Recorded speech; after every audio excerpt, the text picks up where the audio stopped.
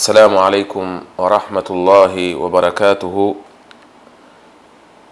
إن الحمد لله نحمده ونستعينه ونستغفره ونتوب إلى الله ونعوذ بالله من شرور أنفسنا وسيئات أعمالنا. من يهده الله فلا مضل له ومن يضلل فلا هادي له. وصلى الله على سيدنا محمد وعلى آله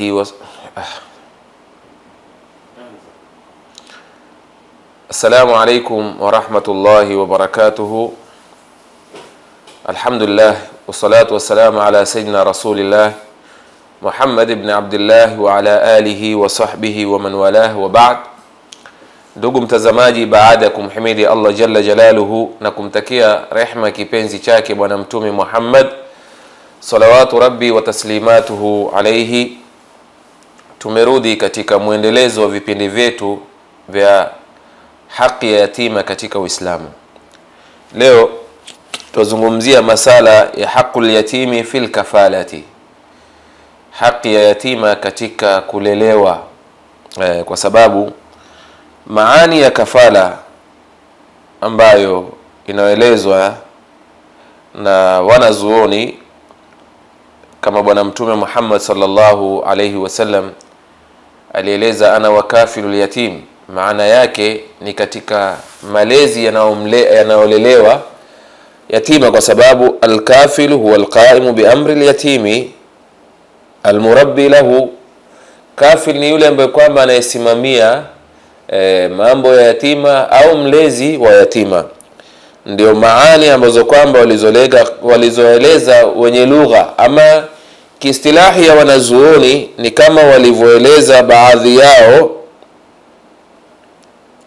Imam al-Dhahabi sahibu al-kabairi biannaha alqiyamu bi umurihi was-sa'yu fi masalihihi min it'amihi wa kiswatihi wa tanmiyati malihi in kana lahu malun wa in kana la mala lahu unfiqa alayhi wa kasahu anfaqa alayhi wa kasahu ibtigha wajhi Allah ta'ala. Katika istilahi ya wanazuoni, Imam al-Dhahabi ambaye ni mwenye kitabu cha Al-Kabair asema ya kafil yatim, maana ya kafil yatim, kwa sababu tueleza masala haqqul yatimi fil kafala ni kwamba ni mwenye kusimamia mambo ya yatima na kwenda mbio katika kufanya maslahi ya yatima au kufanya mazuri ya yatima. Miongoni mwa mazuri yale ambayo kwamba nafaa kufanywa minaitoamihi, miongoni mwake wakiswatihi, kumlisha na kumvisha na kuhifadhi mali yake na kumkuza kumlisha mali yake. In kana lahu malun, ikiwa ana mali bimaana utumie mali yake umlelee, na ikiwa hana mali anfaqa alayhi wa kasahu, atatoa mali yake amlishe yatima na amveshe yatima, kwa sababu ibtigha wajhi Allah, kutaka radhi za Mwenyezi Mungu jalla jalalu. Kwa hivyo leo masala ambayo kwamba tunayozungumzia katika kipindi chetu cha leo au silsila yetu ya leo ni namna ambavyo yatima anafaa kulelewa, kwa sababu haqqul yatimi fil kafala. Uislamu aujabat, Uislamu imefanyia wajibu kwamba yatima aangaliwe kwa atfi na hanan. Bali Uislamu umesisitiza watu wahifadhi mali ya yatima, wahifadhi cheo cha yatima. Uislamu ukaweka uqubat, ikaweka uqubat ambazo kwamba ni hatari kwa yule ambaye kwamba atafanyia uadui haki za yatima. Uislamu umewekea uqubat khatira tena kwa yule ambaye kwamba atafanyia uadui haki za yatima. Uislamu ukatahadharisha Waislamu au mtu asimuudhi yatima. Bali Uislamu ukasisitiza kwamba watu wajitolee, wapende katika malezi ya kumlea yatima. watoe lutfi yao katika riaya, watoe pesa zao katika riaya, waende mbio katika husnu tarbia ya kumlea yule yatima. Ndio utapata wajibu ambao kwamba uliwekewa na Uislamu ala kafir yatimi na kuhifadhi mali ya yatima ni wakati Allah jalla jalaluhu alipowekeza aya zake kuonyesha umuhimu wa malezi yatima. Bali wajibu ambao kwamba Uislamu uliwekeza katika yatima ni kwamba watu waende mbio kushindana katika malezi ya kumlea yatima. Watu waende mbio, kila mmoja awe wa fi dhalika falyatanafasil mutanafisun, kila mmoja awe na ite na mapenzi ya kutaka apate yeye fungu la kumlea yatima, kwa sababu kuna khairi nyingi ambazo kwamba zapatikaniwa kwa yule ambaye anayemlea yatima. Angalia maalimu kafala ya yatimi fi shariati al-Islam. Angalia yale ambayo kwamba maalimi yake, ukubwa wa yatima ambao kwamba umezoekezwa na Al-Qur'anul Karim katika kumlea kwake. Cheo cha yatima uliwekezwa na Al-Qur'anul Karim wakati mtu anamlea.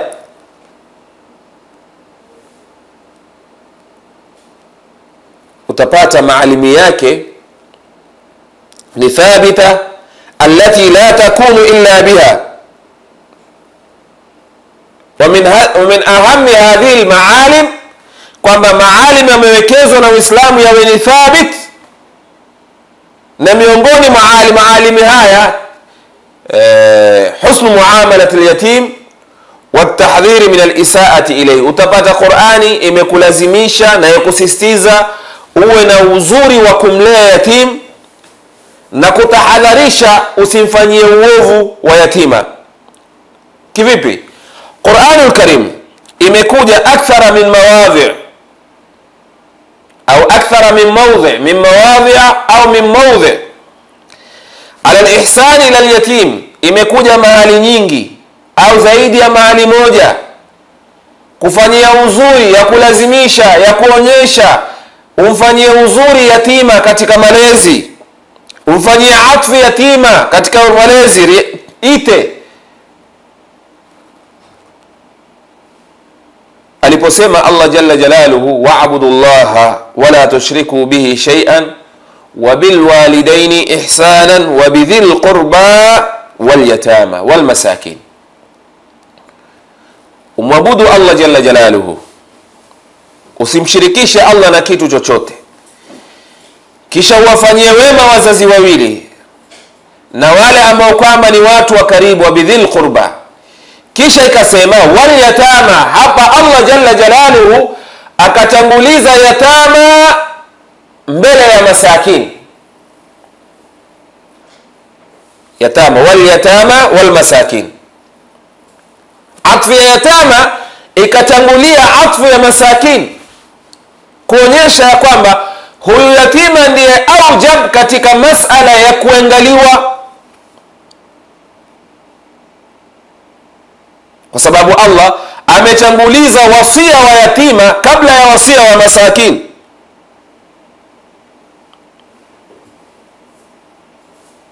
Walam yuqayyidha bifaqrin wala masakin.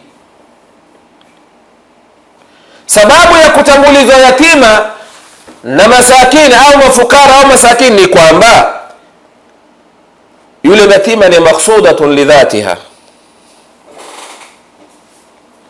ndiye mwenye kusudiwa zaidi ya maskini na mfukara, kwa sababu yeye ni mtu ambaye kwamba aglabia hapati mwenye kumwangalia.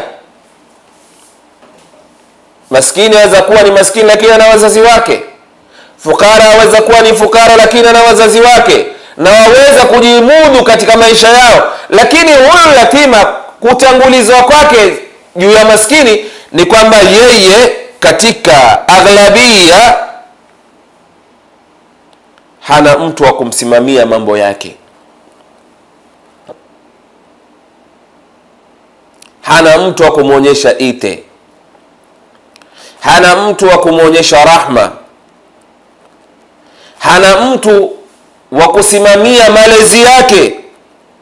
Sasa Mwenyezi Mungu Jalla Jalalu akatanguliza wal yatama ala almasakin, ili kupatikaniwa wenye kusimama na kuhifadhi haki zake na mwenye kusimamia mambo yake ya dini na dunia.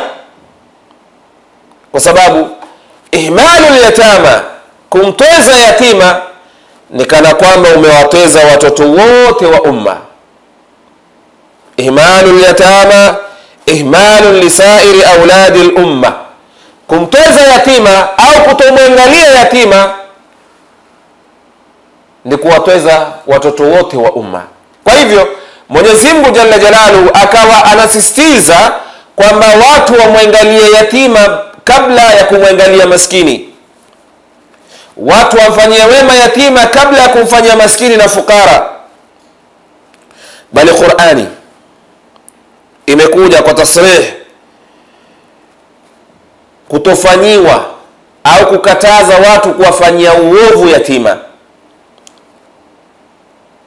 bi ayi wajhin min al-ujuh. Sampuli yote imekuja kwa tasrihan kukataza watu kuwafanyia uovu yatima kwa njia yoyote ambayo kwamba yaweza kupelekea maovu kwa yatima. Tena sehemu nyingi sana yapatikaniwa katika Qur'an. Wa amma al-yatima fala taqhar, usimuudhi yatima, usimfanyie asiyoyaweza, usimfanyie zajri yatima. Bali Qur'ani imekuja kueleza moja katika wale ambao kwamba wanaokadhibisha dini ni wale ambao kwamba hawaangalii mayatima, ni wale ambao kwamba wanawatweza mayatima, wale wanawafanyia waovu mayatima. Araita alladhi yukadhibu bid-din fadhalika alladhi yad'u al-yatim wa la yahuddu ala ta'amil miskin. Qur'ani imekuja kuonyesha wenye kukadhibisha dini miongoni mwao ni wale ambao kwamba wanawatweza mayatima na kuwafanyia uovu mayatima, kumfanyia, kumtweza, kumuudhi na mengineyo.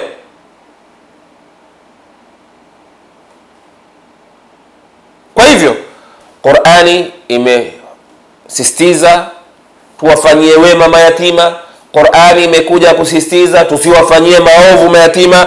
Bali Qur'ani imekuja kutuonyesha namna ambavyo yatima ataka kufanyiwa, na Bwana Mtume Muhammad akaja katilia nguvu. Mtume Muhammad akatilia nguvu. Utapata katika hadithi ya Bwana Mtume Muhammad sallallahu alayhi wasallam anayosisitiza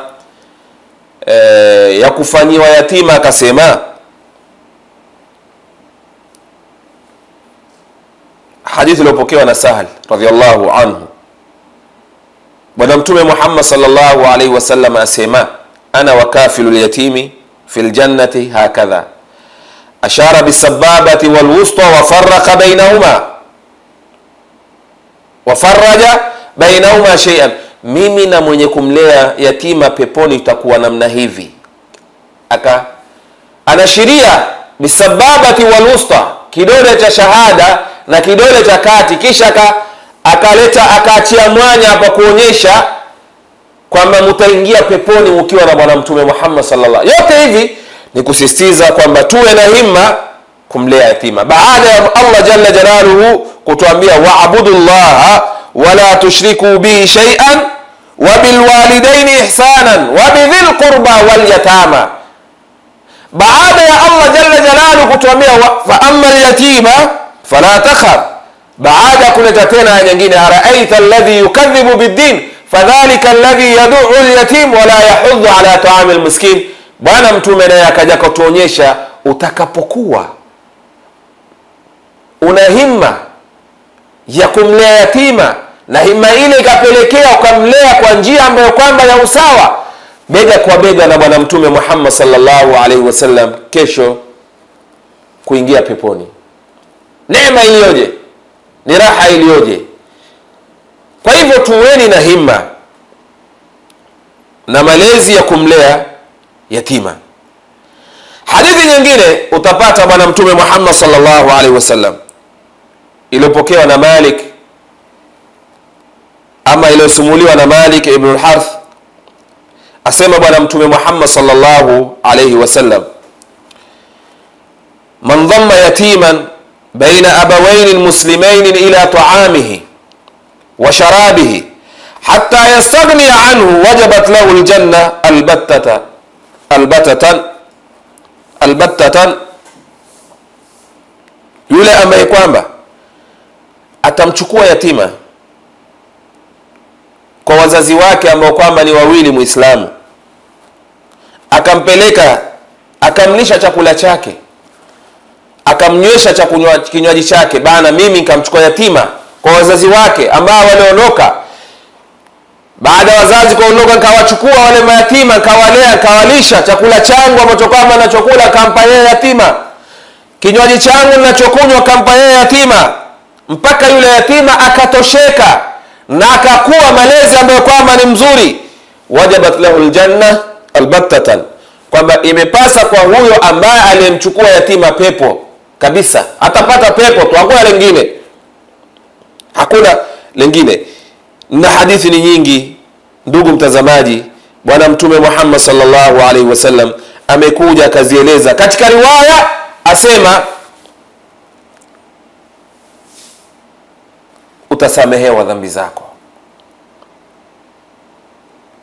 na kile ambacho kwamba kitakachokufanya wewe usiingie peponi ni kufanya dhambi ambazo kwamba la yughfaru, hazisamehewi, illa an ya'mala dhanban la yughfaru, illa afanye dhambi ambazo kwamba hatosamehewa, ndio kitakachokufanya wewe kwa malezi yale ya yatima yasikuingize peponi. Kwa sababu malezi ya yatima kupelekea wewe usamehewe dhambi ukimlea vizuri, ya kupelekea wewe uingize peponi ukimlea vizuri. Bimaana ukija ukafanya mengine ambayo kwamba ni ya dhambi kupitia yule yatima au kupitia mambo mengine, ndio hayo yatakufanya wewe usiingie peponi.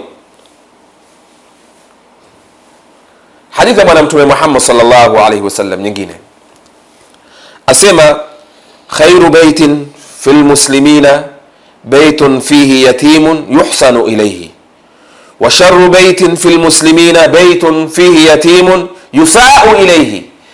Mtume asema nyumba bora kwa Waislamu, ambayo ina nyumba inaopendwa na Allah na inaopendwa na bwana Mtume Muhammad sallallahu alaihi wasallam, ni nyumba ambayo kwamba ndani yake pana yatima, analelewa.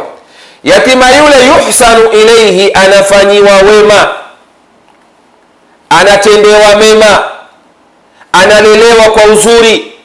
Wal aksu sahih, na nyumba ambayo kwamba ni ya shari, kwa sababu bwana Mtume Muhammad amekuja kueleza, wa sharru baitin fil muslimina, na shari ya nyumba kwa Waislamu ni baitun fihi yatimun yusau ilayhi, ni nyumba ambayo kwamba ndani yake pana yatima, yatima yule akawa anafanyiwa maovu, yatima yule anafanyiwa maovu. Kwa hivyo utapata malezi ya kumlea yatima, Qur'ani na hadithi za bwana Mtume Muhammad sallallahu alaihi wasallam zimekuja zikatusisitiza sisi Waislamu tuwe na himma na tanafus bainana, kushindania kuwachukua mayatima, kuwalea kwa hali ambayo kwamba yenye kufurahisha.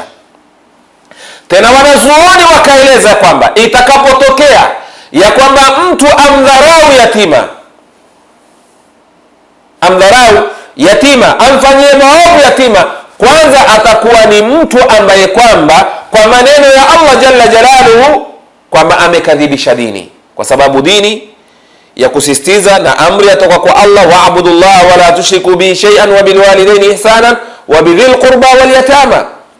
Sasa utakapokuwa wamteza yatima na wamfanyie uovu yatima, ni maana utakuwa wewe imhalu auladi sairil umma,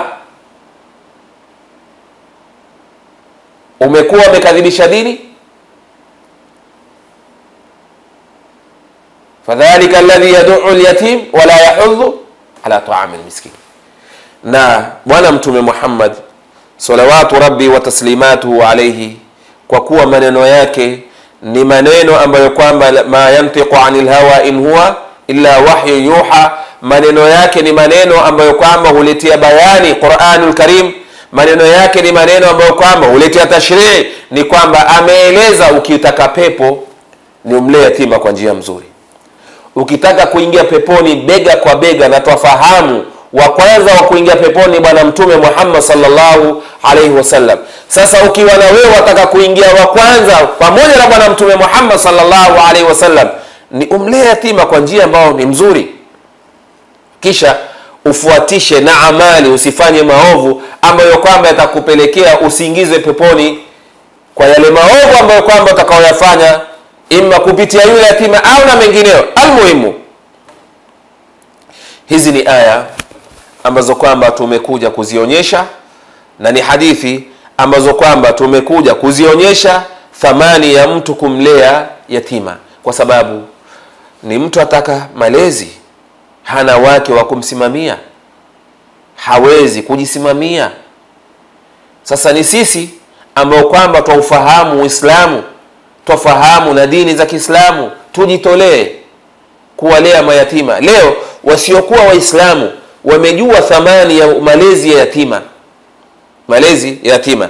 Kuna mchango ambao kwamba wasiokuwa Uislamu uchanga, ukiwauliza mchango huu wa kueleza ya kwamba unawasaidia mayatima wasiojiweza katika masomo yao na vyakula vyao, hutumana pesa zao kwa Equity Bank ili tu yatima alelewe kwa njia nzuri. Sembuse sisi Waislamu ambao kwamba dini yetu imekuja kutuonyesha thamani ya malezi ya yatima, na mwenye kumlea yatima wapi atakuwa ni mwenye kuwa siku ya kiyama. Kwa hivyo ikhwata samiin, ndugu msikilizaji, ndugu mwenye kufuatilia vipindi vyetu, kuwa na himma kumlea yatima ili uweze kuwa na bwana mtume Muhammad sallallahu alaihi wasallam siku ya kiyama. Upigane makumbo na bwana mtume Muhammad sallallahu alaihi wasallam kuingia peponi. Usiwe ni mtu ambaye kwamba utamuona yatima uachane naye, kwa sababu mambo ya khairi siku zote, mambo ya khairi na mambo ya kukuingiza peponi, Allah ametuambia sari'u ila maghfiratin min rabbikum wa jannatin 'arduha, na mengine mpaka mwisho. Sari'u ila maghfiratin min rabbikum wa jannatin 'arduha ka'ardhi as-samai wal ardi. Shafahamu maana, ndio mwende mbio, sabiqu ila maghfiratin min rabbikum wa jannatin. Yani imekuja aya kutuonyesha kwamba tuwe na haraka na kushindana kwenda mbio katika kufuata mambo ya khairi, ili tupate khairati ambazo kwamba zipo katika yale mambo ya khairi. Na moja katika kwenda mbio ni kwamba yahitajika wewe Muislamu uende mbio katika kumlea yatima. Wasari'u ila maghfiratin min rabbikum wa jannatin 'arduha as-samawati wal ardu 'iddat lilmuttaqin. Aya kwanza, alafu aya pili, sabiqu ila maghfiratin min rabbikum. Mwenyezi Mungu asema sabiqu ila maghfiratin. Aya nyingi ambazo kwamba zimekuja Mwenyezi Mungu jalla jalaluhu kutuonyesha kwamba kuna umuhimu tuende mbio katika mambo ya khairi ili tupate pepo yake Mwenyezi Mungu jalla jalaluhu. Almuhimu, yatima ni moja katika mambo ya khairi yenye kufanya wewe na mimi tuingie peponi, tushindane na bwana mtume Muhammad sallallahu alaihi wasallam. Mpaka hapa tutakomea. As'adallahu awqatakum wa ila al-liqa, fa shukran jazilan, wassalamu alaykum wa la'afwa minkum. ربنا انفعنا بما علمتنا، رب علمنا الذي ينفعنا، رب فقهنا وفقه أهلنا وقرابات لنا في ديننا.